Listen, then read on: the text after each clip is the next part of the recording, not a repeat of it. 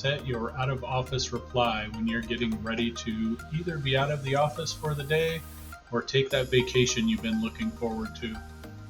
So in Outlook, you will go up to the File menu and you will hit Automatic Replies. That'll pop up this window. The default is Do Not Send Automatic Replies. So what we want to do is click the radio for Send Automatic Replies. If you don't pick a date and time range, it will just be on until you turn it off.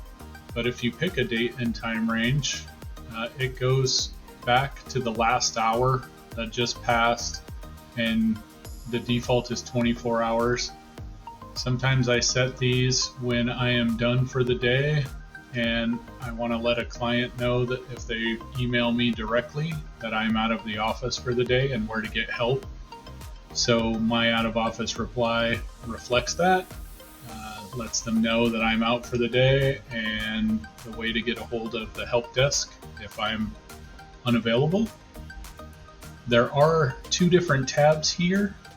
Inside my organization and outside my organization. So that would be your coworkers inside, and then outside would be any email address, clients, vendors, anything not on your domain.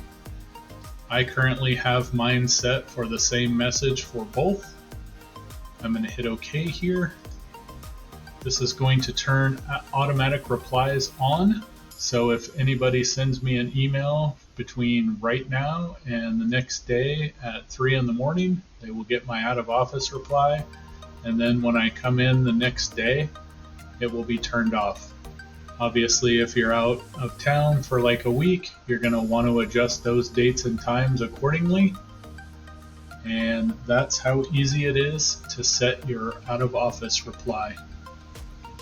Thanks for watching and have a great day.